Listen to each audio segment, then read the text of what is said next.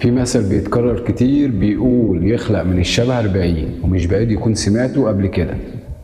عمرك فكرت لو ليك شبيه في الدنيا دي ممكن الشبه ده يوديك لحد فين؟ يمكن تضحكوا مع بعض او الناس تتلخبط بينكم في الشارع.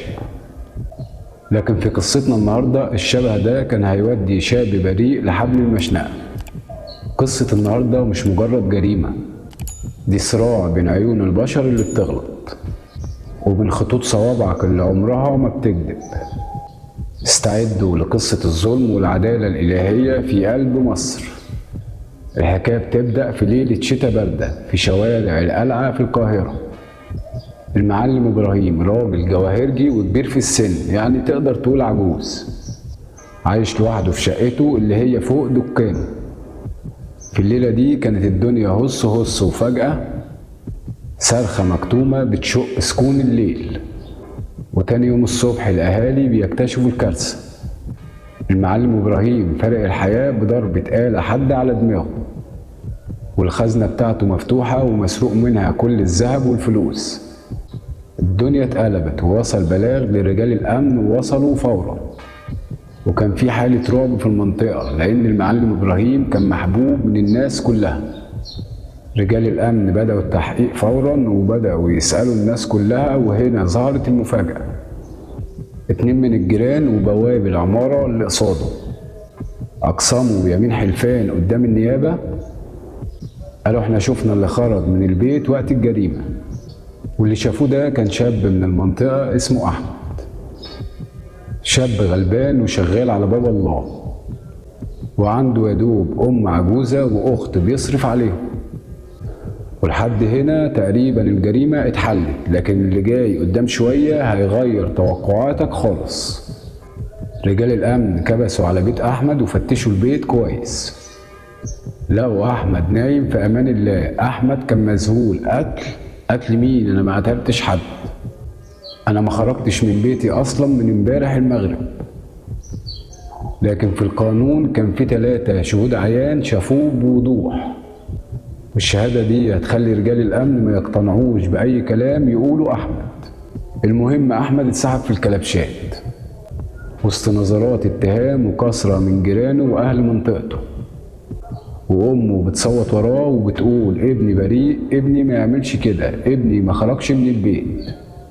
النيابة وجهت لأحمد تهمة القتل العمد مع سبق الإصرار والترصد والسرقة.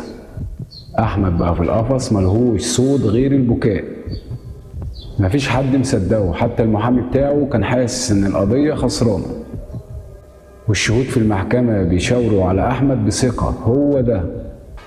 الشهود بيقولوا للقاضي هو ده يا فندم اللي شفناه خارج والدم على هدومه. وعايز أذكركم بيوم الجريمة إن هو كان يوم شتاء وبالليل والدنيا كانت عاتمة حبتين. المهم صدر الحكم من القاضي إحالة أحمد إلى مفتي الديار المصرية، يعني تقريبا الإعدام. أحمد اتنقل لسجن الاستئناف ولبس البدلة الحمراء، وكان مستني اليوم اللي هيتنفذ فيه الحكم. أمه كانت بتجيله الزيارة، ما كانش بيبقى فيه كلام بينهم، كان بيبقى بس دموع ونظرات عجز. شاب في أول عمره هيموت بذنب ما عملهوش، والكل باصص لأحمد على إنه سفاح وحرامي. الأم العجوزة كانت واثقة في ابنها جدا لأنه فعلا ما خرجش. أمه كانت ست مؤمنة وقالت له يا ابني لا تحزن، إن الله معنا، لو ما نصركش في الدنيا أكيد هينصرك في الآخرة.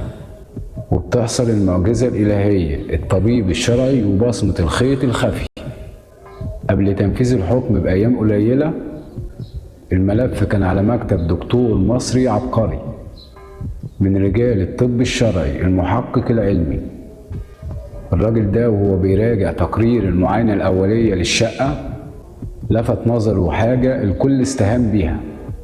القاتل وهو بيفتح الخزنة الحديدية ايده انجرحت على طرف باب الخزنة، ساب لطشة دم صغيرة جدا وغير منتظمة على باب الخزنة. رجال الأمن وقتها صوروها وخدوها كدليل، بس محدش يهتم يطبق البصمة لأن الشهود قفلوا القضية.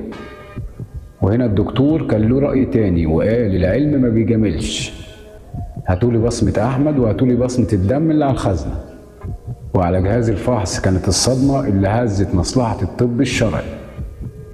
البصمتين مش راكبين على بعض، وأحمد ما عندوش أي جرح في إيده، وبصمة صباعه بتختلف تماما عن بصمة المجرم. الدكتور رفع تقرير عاجل لوزارة العدل والنائب العام. وقفوا الإعدام، أحمد ده بريء وفي بره السجن قاتل حر طليق. وهنا كانت المفاجأة اللي ما تخطرش على بال الشبيه ده. الحكم اتأجل ورجال الأمن بدأوا يقلبوا السجلات. رجال الأمن تعبوا جدا عشان يعرفوا مين صاحب البصمة دي. بعد بحث في كشوف أصحاب السوابق والمسجلين خطر، ظهرت البصمة المطابقة لراجل اسمه محمود. قوة من رجال الأمن اتحركت فورا في اتجاه محمود، وقبضت على محمود ده في وقر كان مستخبي فيه. وكان في مفاجأة خلت رجال الأمن يقفوا مذهولين. محمود القاتل كان نسخة تانية من أحمد المظلوم، كأنهم توأم. كانوا نفس الملامح ونفس الطول ونفس تدويرة الوجه، لدرجة تخلي أي حد يشوفه في ضلمة الليل يقسم إن هو أحمد. الشهود ما كانوش بيكذبوا، هما فعلا شافوا الوش ده. بس الملامح اللي بتتشابه وبتخدع عيون البشر مستحيل تتشابه في خطوط البصمة اللي ربنا خلقها مميزة لكل إنسان. قصة أحمد ومحمود مش مجرد قضية جنائية اتقفلت في دفاتر البوليس، دي درس لينا كلنا. العلم قدر ينقذ رقبة إنسان من حبل المشنقة، وقدر يثبت إن عيون البشر مهما شافت ممكن تغلط، والشهود مهما أقسموا ممكن يتخدعوا بالملامح والشبه. لكن العدالة الإلهية حطت في تفاصيل جسمك المجهرية خريطة سرية تخصك أنت لوحدك، خريطة عمرها ما بتكذب ولا بتخون. عايزك تعرف إن ممكن الحق ينام ويغيب، بس دايما في بصمة بتصحي الحق وتخليه ينتصر في النهاية. السؤال ده ليكم، لو كنت مكان أحمد ومظلوم وقبل إعدامك بأيام والكل ضدك، كان هيبقى إيه إحساسك في اللحظة دي؟ وهل بتؤمن إن المظلوم دايما حقه بيرجع في الدنيا؟ مستني رأيكم في التعليقات، وما تنساش اللايك والشير. وبكده تكون خلصت قصتنا النهاردة. معاكم عبد الرحمن جمال الراوي، واستنوني في قصة جديدة. سلام عليكم.